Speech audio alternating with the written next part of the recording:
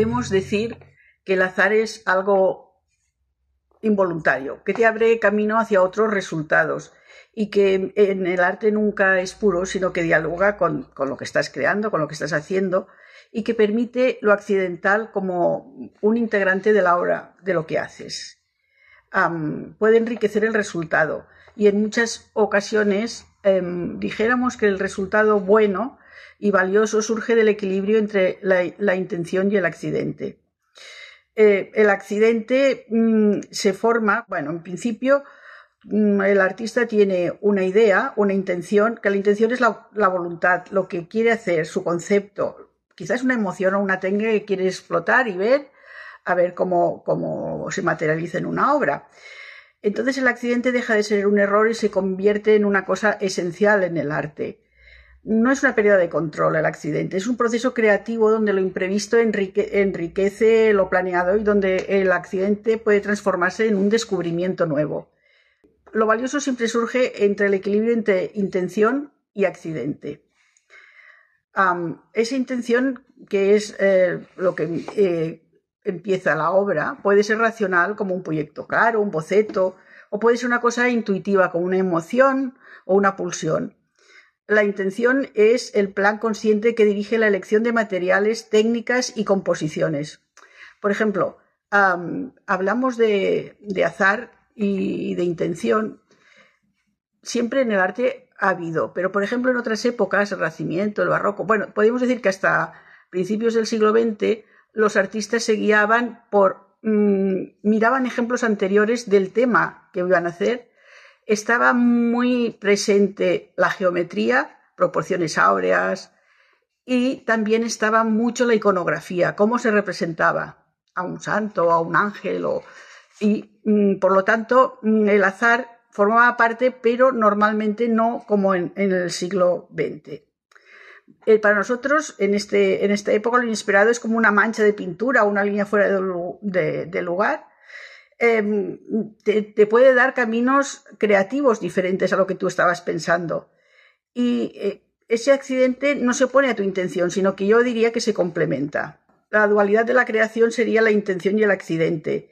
Pero de todas maneras siempre el artista es el que decide lo que va a hacer y cómo va a actuar y qué es lo que le interesa o no.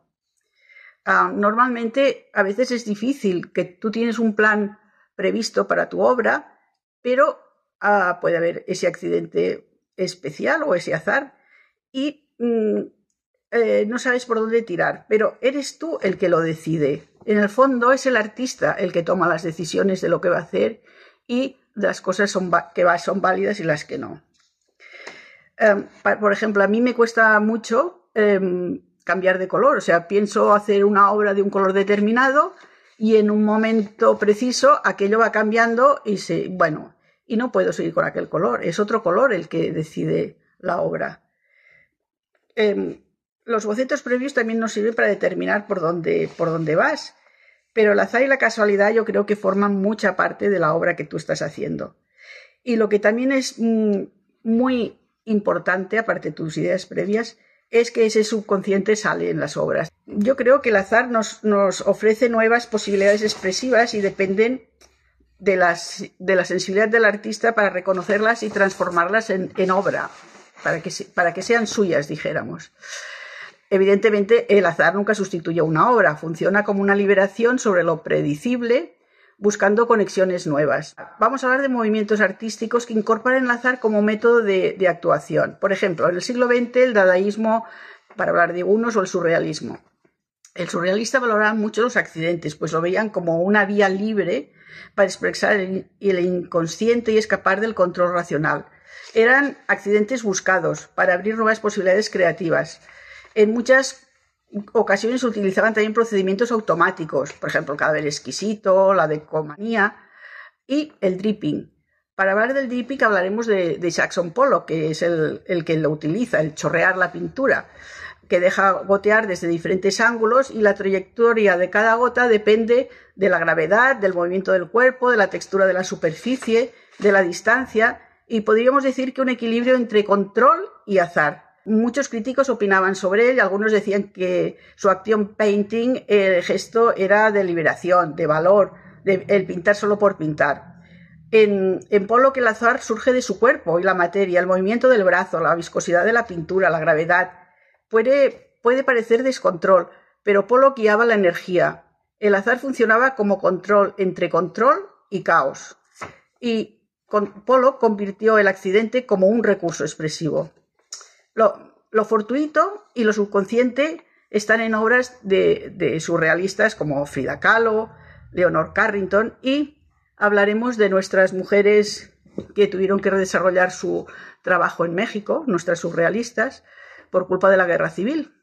Y, por ejemplo, Remedios Varo, muy amiga de Leonor Carrington en México, son dos grandes surrealistas que su subconsciente es importantísimo en la obra. En Remedios Varo aparecen con frecuencia elementos oníricos y arquetípicos, pero también hay interés por la iconografía científica, el eneagrama, interconexiones entre diferentes planos de realidad, la materia y el espíritu.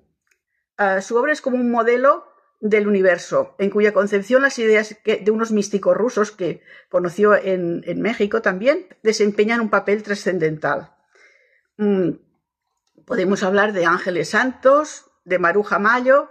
Hablemos de otros, aparte de los surrealistas. Por ejemplo, Hans Arp confiaba en el azar y dejaba caer trocitos de papel sobre una superficie para que se engancharan como quisieran. Antoni Tàpies, que utiliza materiales pobres y a veces acepta su degradación y objetos, bueno, de basura, dijéramos. Bueno, y también, no vamos a mencionarlos todos. ¿Quién no conoce a Max Ernst, Tristan Tzara, Marcel Duchamp? Marcel Duchamp, que dejaba caer hilos sobre un lienzo y encolado, y los dejaba tal como habían caído. A mediados del siglo XX se produce sobre el azar lo que podríamos llamar un azar algorítmico. ¿Por qué? Porque hay artistas que exploran el azar con tecnologías digitales o inteligencia artificial. Trasladan el azar al terreno de la computadora, el azar controlado. La máquina es la que introduce lo imprevisto en el arte, no es como antes, que era la mancha de pintura, la línea no acabada.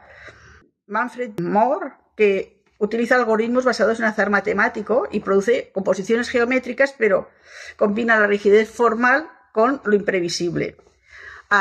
En nuestro país y actualmente está el gran estudio de Daniel Canogar. Daniel Canogar es un profesor, utiliza diferentes tecnologías, pantallas escultóricas de LEDs, ha hecho muchas instalaciones monumentales, proyecciones generativas, multiláser, videoproyecciones sobre monumentos emblemáticos. Estamos ya hablando de un arte muy diferente a la de los otros siglos. Y yo creo que podríamos clasificarlo de la siguiente manera. A partir de la Primera Guerra Mundial en adelante, azar físico. Por ejemplo, al principio eran materialidad. Tirábamos hilos, papeles, utilizábamos manchas, gotas. Después podríamos hablar de un azar gestual, que el cuerpo es el que produce la energía en acción. Después, más adelante, el azar algorítmico, los primeros ordenadores, azar programado. Y ahora, en estos momentos, yo creo, es mi opinión, que estamos en un azar digital de inteligencia artificial. Datos masivos, inteligencia artificial, generatividad, etc. Bueno, esto es mi conclusión sobre cómo tenemos los artistas integrados el azar en nuestras obras. Muchas gracias.